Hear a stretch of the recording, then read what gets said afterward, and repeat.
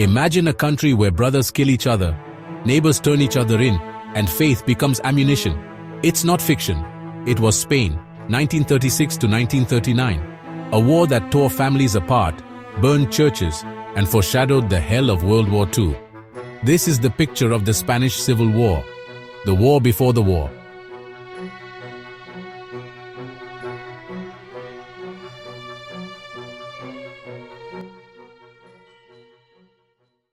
In the 1930s, Spain was a powder keg. On one side, workers, peasants, communists, and anarchists called for big changes. On the other, military leaders, monarchists, and the Catholic Church feared losing their special status. Between fancy cafes in Madrid and starving villages, the gap grew wider.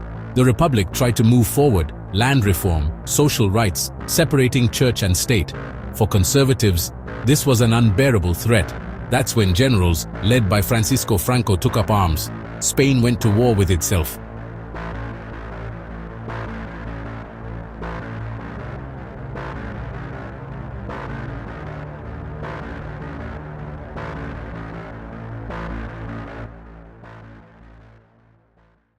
Franco wasn't alone. His rebellion would have failed quickly without the huge and immediate help from his fascist friends.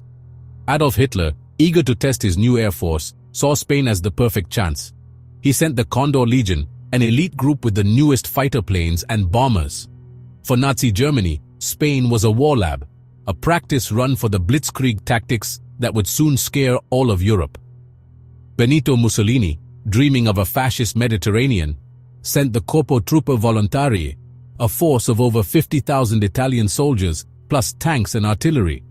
This foreign help turned the Spanish military takeover into an international fight, the first big-armed clash between fascism and anti-fascist forces. Spain became a testing ground for modern terror, and no event shows this more sadly than the bombing of Guernica. On April 26, 1937, on a market day, planes from Germany's Condor Legion, working for Franco, dropped firebombs and high-explosive bombs on the defenseless Basque city. The goal wasn't military, it was to break the spirit of the people, to cause panic.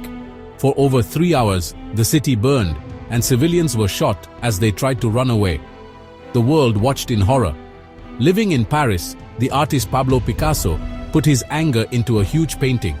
In his masterpiece, Guernica, he didn't show the bombing itself, but the universal suffering it caused. The mother screaming with her dead child in her arms, the dying horse, the raw, brutal pain. The painting became the most powerful anti-war symbol of the 20th century, but the other side wasn't unarmed either. While Western democracies like France and Great Britain chose not to get involved, which actually hurt the Republic, help came from other places. The Soviet Union sent military advisors, tanks and planes, though they charged a high price in gold and political power. And more movingly came the international brigades, young idealists from the United States, France, England, even Brazil. More than 35,000 volunteers from 50 countries. They were workers, thinkers, and artists like George Orwell and Ernest Hemingway, who saw Spain as the front line in a global battle. They came to fight and die against fascism, for a cause they believed was for all humanity. However, the war was, above all, a Spanish tragedy. It was a cruel war, fought not only in the trenches, but in the streets and in homes. In Republican areas, a wave of anti-church violence led to the killing of thousands of priests and nuns. On the nationalist side, the crackdown was constant and brutal. Republicans were shot by Franco's forces in the infamous paseos, nighttime killings without trial in mass graves. Neighbors turned in neighbors, driven by fear, revenge, or strong beliefs. Fear was the law, and Spain bled in two colors, the red and black of the anarchists and communists, and the blue and white of the nationalists. It was a nation at war with itself, a dark preview of the world conflict that was about to happen. The worst violence of the Spanish Civil War left images that history will never be able to erase. The war was no longer just in the trenches. It fell from the sky.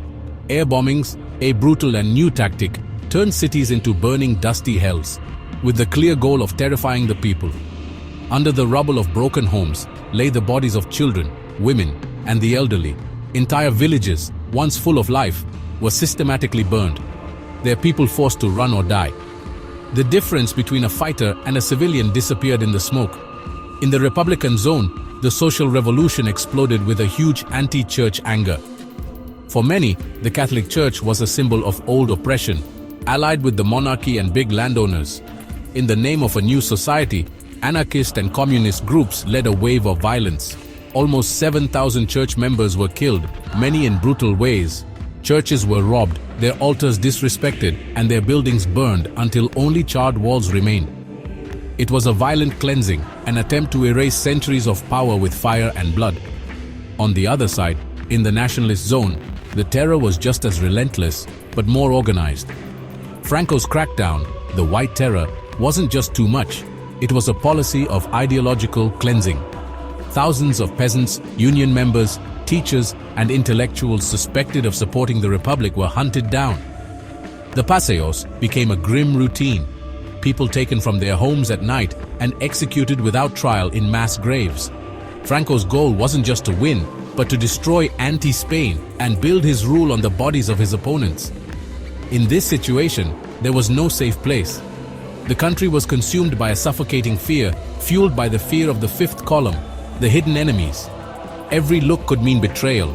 Every word could cost a life. Neighbors turned in neighbors. Spain became a lab for collective hatred, but also a testing ground for the future. Mass bombing tactics and propaganda warfare were rehearsed here. The Spanish Civil War was the dark beginning of the conflict that was about to swallow the world. The lessons of cruelty learned in its cities would be repeated on a global and even more devastating scale in World War II.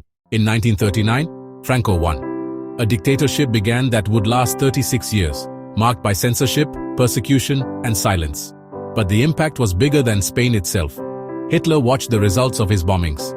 Stalin tested the power of his spy networks. The Civil War was the dress rehearsal for World War II. Hundreds of thousands died, millions fled into exile, and invisible scars remained for generations. When politics becomes war, no one comes out unharmed. The Spanish Civil War wasn't just a fight. It was a mirror that showed the deepest cracks of the 20th century, serving as a practice run for World War II. In it, we saw the clash between fascism, communism, and democracy, not as big ideas, but as forces that ripped apart society, turning neighbor against neighbor, brother against brother. For the Spanish people, it was a very personal tragedy, a wound that bled for decades under the silence of the dictatorship. The questions echo: how far would you go for what you believe? How much can politics divide a people? The answers, written in the ruins of Guernica and in the mass graves still being found, are a dark reminder of how humans can be both idealistic and brutal. Today, the lively streets of Madrid pulse with life, a symbol of Spain's strength. But beneath the modern surface, the scars remain. The pact of forgetting, which allowed the switch to democracy, left many questions unanswered, many victims unrecognized. That's why this isn't just Spain's story. It's an eternal warning for all of us. In a world once again facing extreme division, false information, and hateful talk, Spain's lessons are more important than ever.